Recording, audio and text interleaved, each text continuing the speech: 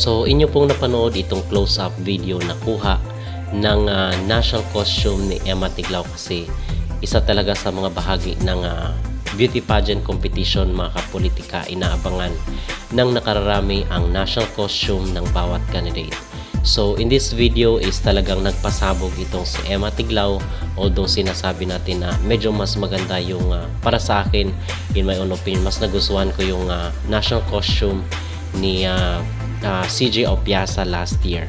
But pag sa close up pala, pag nasa malapitang kuha yung national costume ni Emma Tiglao, most especially yung mga blue crystal.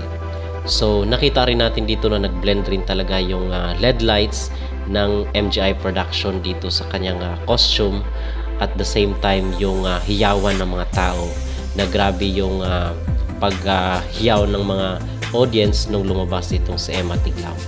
At nakita rin natin mga kapolitika na nung malapit na sa Philippines ang pagtawag na mag-present ng kanyang national costume, ay umabot ng 200,000 yung views, kasi doon sila nag-live sa YouTube. So I believe na mas marami ang nag-view ng national costume competition last year sa time ni CJ Opiasa dito sa kailang YouTube channel kung ikukumpara ngayong taon.